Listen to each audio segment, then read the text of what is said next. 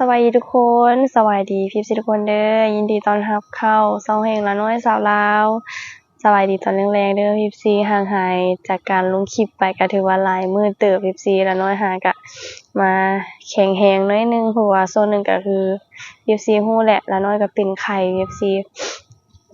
สงสัยช่วงนี้ก็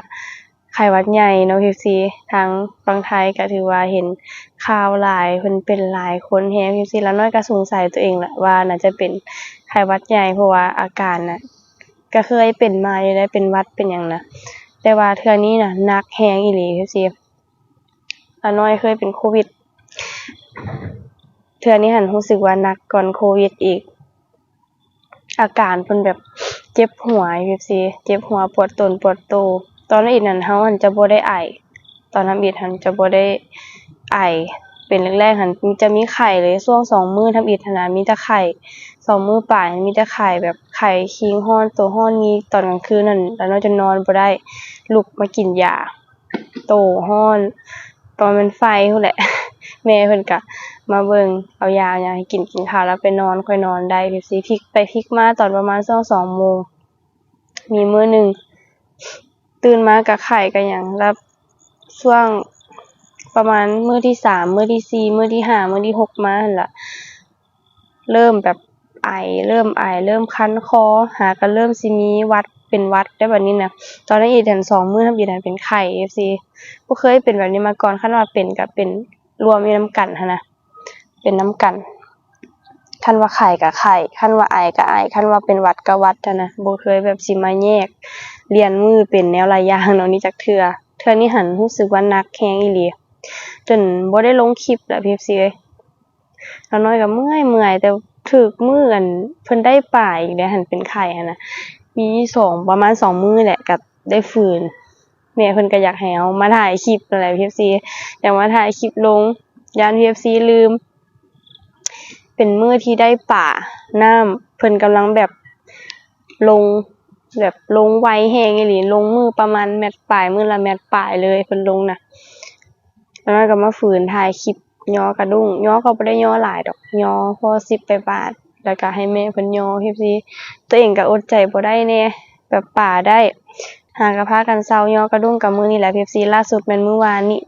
พากันย่อน่ะน้าสาวเพิ่นมาย่อแล้วน้อยย่อแต่2มื้อก่อนพุ่นแหละพี่ตอนนี้มันน้ำลงละเมื่อวานนี้ลงหลายก่อนมื้อนี้เพราะว่ามื้อนี้หั่นน้ำขึ้นหน่อยนึงเพราะว่าฝนตกพี่ฝนตกเมื่อคืนนี้แห้งฝนตกนะป่าก็เริ่มบ่ได้ละมีอัน2มื้อนึงหั่นตอนเช้าหั่นน่ะปลาขะแยงถือว่าหมานแฮงอีหลีแล้วน้อยได้ถ่ายลงให้พี่เบิ่งคลิปนึงตอนเช้าต่อมามื้อต่อมาที่ถ่ายมื้อที่ได้หั่นน่ะพี่เป็นมื้อก่อนที่เฮาจะถ่ายหั่นได้ปลาขะแยง11-12 โลนี่แหละถือว่าป๊าสุดยอดแต่ว่ามื้อนั้นหั่นเฮาไข้แล้วบ่ได้ลุกมาถ่ายเห็นได้เนาะมื้อต่อมาเฮาก็ตั้งใจไข้อยู่ในหั่นมื้อนั้นน่ะมื้อต่อมาก็มาถ่ายให้พี่เบิ่งก็ได้บ่ฮอด10 โลดอกแต่ก็ถือว่าได้หลายอยู่มี2มื้อนั่นแหละที่ได้ปลาขะแยงหลายอีหลีซ้ำมื้อที่2หั่นก็ถือว่าหลายเติบละตอนนี้พอเพิ่นก็สิยามรอพี่จังได๋ล่ะน้อยไปถ่ายบรรยากาศให้เบิ่งแล้วน้อยก็มานั่งสูดเอาบรรยากาศสดๆพี่อยู่แคมป์ห้วยเลยเซาไข่ก่อนจักมื้อนึงแล้วน้อยสิมาแคมปิ้งปิกนิกอยู่ป่าหาแบบแนวมาตำมาหยังกินนะพี่บรรยากาศก็ดีน้ำก็ลงละหาปลามาหาปลากินอยู่แคมป์ห้วยเลยพี่หาก็ไข่แน่คิดว่าสิมาถ่ายคลิปให้พี่เบิ่งแหละมื้อนี้คิดบ่ออกว่าสิถ่ายหยังเนาะเซาไข่ใหม่แน่ สิเว้าเซาก็ยังบ่เซา 100% ดอกพากันเป็นเบิดเรือนเลยมีแต่แม่ที่บ่เป็นตอนนี้มื้อนั้นเนาะล่ะน้อยออกมามื้อเข้าไปกินดาดนั่นแหละเริ่มมีแบบอาการหน่อยนึงน่ะแต่หากบ่ถึงขั้นว่าบ่ทันได้ฮู้ดอกว่าตัวเองเป็นไข้มื้อที่เข้าไปหาเอื้อยหั้นน่ะก็เฮ็ดแนวกินห่างดาดหาหยังกินนำกันตั้งใจไปมื้อนั้นวันอาทิตย์ผู้ใดก็สิกลับแล้วน้อยไปประมาณวันอังคารเนาะไปวันอาทิตย์ว่าสิกลับเตรียมเครื่องไปบักหลายตื่นเช้ามาแล้วเริ่มมีอาการพี่ก็เลยออกมาด่วนเลยย้านติดใส่เอื้อยสุดท้ายน่ะ บ่รอดเอื้อยก็ได้ ติดติดน้ำลายน้อยสุดท้ายตอนนี้ก็เป็นอยู่เสียงตาอีโตนเพิ่นก็ได้เสียงจนบ่ออกจังซี่ติดน้ำเฮาหั่นแหละเอื้อยก็ได้สุดท้ายอะนะก็ติดเนาะอุตส่าห์ว่าออกมาบอกไว้ย่านแบบติดใส่เอื้อยย่านให้เอื้อยเป็นใส่มีแต่แม่บ่ทันได้เป็นนะ FC ตอนนี้เมื่อกี้นี้อามี่เพิ่นก็มาโรงเรียนในครูโทรหาไข้สั่นแฮงอีหลีหลานน่ะนะ FC พ่อเขาก็ได้ไปรับมาแล้วก็พากันมาเสร็จน้ำป้อนยาป้อนข้าวพากันไข้ระบาดหนักแฮงอีหลี FC ช่วงนี้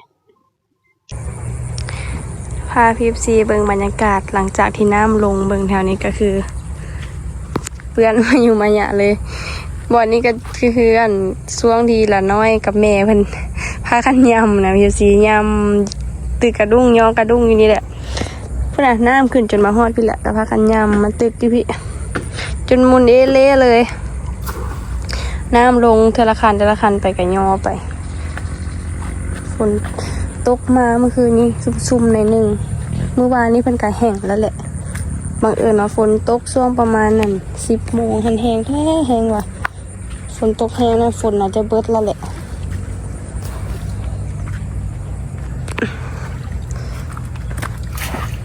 ยามป่าตอนแรงก็สิได้ปลาขาวไปหยังบ่ได้ปลาขะแยงคือตอนเช้าบ่หมานปานใดเนาะพ่อเนาะ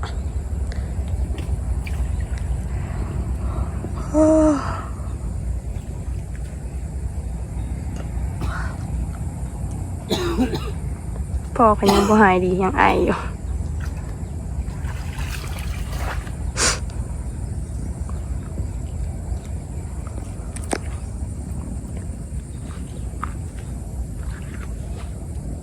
มื้อหน้าหันน้ำลงจนไปฮอดวักนั้นบ่ได้ FC ตัวนั้นน่ะสาวตัวที่2ตัวนั้นแล้ววันนี้ฝนตกแห้งอีหลีเมื่อคืนนี้เพิ่นอาจจะยิงน้อยนึงนี่แหละบ่อนยอกระดุงมีแต่มื้อนี่แหละบ่ได้ยอเมื่อวานนี้มื้อหยังนะสาวกับแม่ก็มายอหมานอยู่วะอ้าวขอเสียงก่อนพอได้ปิ้งแรงอยู่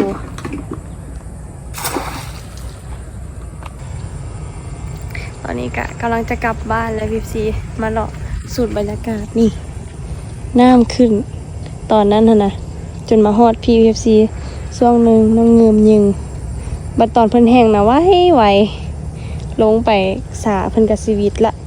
น้องป่าธรรมชาติ2 หน่วยเนี่ยพี่ซีคันเวทกับสิได้พากันดูดแล้วได้นี่ใกล้สิได้งมป่าแล้วพี่ซีปีนี้ก็มาลุ้นน้ำกันว่าสิได้ป่าเลี้ยงหลายบ่ปลาเลี้ยงแบบเลี้ยงธรรมชาติ เพราะว่าเอาอันนั้นเอานี่มาให้เพิ่นกินเลี้ยงบ่แม่นเลี้ยงอันป่าซื้อมาแล้วก็สิป่าธรรมชาติมาเลี้ยงเอาอันซีนเอากระดูกเอาหยังลงมาห้อยมาหยังให้เพิ่นกินขี้วัวขี้หยังหั่นแหละหัวอาหารก็ได้มาบ้านน้ำลงไวขนาดน่ะตอนเพิ่นลงตอนเพิ่นขึ้นนั่นขึ้นซ่าแต่ว่าลงนี่ไวนี่แถวนี้นะบ่อนละน้อยยามมองหายเกลี้ยงละพุ่นแหละเพิ่นก็น่าจะบ่ขึ้นมาฮอดปลาวิกจนว่าได้ใส่มองแล้วแหละเอาไว้พบพ่อกันปีหน้าพุ่นแหละสิพ่อละน้อยยามมองอยู่แถวปลาวิกปีหน้าเจอกันใหม่เด้อเฮียซี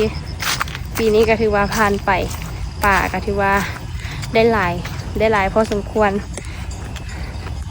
มีแต่ว่าก็สิได้หาป่าแบบวานแหอยู่น้ำห้วยน้ำห้องหากินกับสิยากและวันนี้น้ำกันลงแล้วเด้หากินยากแน่น้ำบ่มีให้หา ก็สิได้ดูดหนองปลาธรรมชาติ3 หนอง4 หนองเนาะเขามี4 หนองไปกับปลาเลี้ยงได้ยินข่าวว่าปีนี้สิพากันล่างหนองป่าเลี้ยงสิดูดแล้วก็เก็บปลาเก็บอย่างออกก็ซื้อป่ามาปล่อยแต่บ่รู้ว่าจะแม่นแท้บ่แล้วก็ก้าวเข้าสู่ฤดูกาลเกี่ยวข้าวคนข้าวขึ้นเล่าอีกแล้วเพฟซี ใกล้ละเด้ข้าวก็ได้เจ้าคูณกินหญ้าผู้เดียว ย่างเลาะนะเมื่อยนะพี่พีย่างหน่อยหนึงก็เมื่อยช่วงเป็นไข่คือหยังก็บ่ได้แล้วน้อยยอกระดุง18 บาทนี่ก็เมื่อยเท่าไงว่าบ่คืออันบ่หาวคือมื้ออันปกติมื้อปกติหั่นยอเบิดมื้อก็ยังบ่เมื่อยปานใดก็สิเป็นน้ำเฮาบืนหาป่าแบบตากแดดตากฝนนี่แหละไปเป็นไข่หั่นนะบืนหลายสิได้รักษาตัวเองก่อนวันนี้นะพี่ซีเปลี่ยนมาแล้วทรมานขนาดเลยเฮ้ยออกกำลังกายใครเนี่ยแล้วพอได้มายางยานทีเอฟซีเป็นบางคนเพิ่นกับบุ้งได้ว่าละน้อยเป็นอย่างน้อยบ่ได้ลงคลิปตอนนี้เพราะว่าเขาบ่ได้อัปเดตลงแบบโดยตรงขนาดว่าครอบนะมีแต่ว่าอยู่ในอันคลิปบางคลิปที่แบบเขาโพสต์ลงแต่ว่าเป็นไข่เป็นอย่างบ่ได้ว่าลงบัดเดียวคลิปนี้ก็หายขอสงสัยทีละน้อยหายไปหลายมือปกติเราจะลงคลิปทุกมือหรือว่ามือละ2 คลิปนะพี่ซีอันนี้บ่าเลยตั้งภายในเดือนนี่แหละฮอดบ้านแล้ว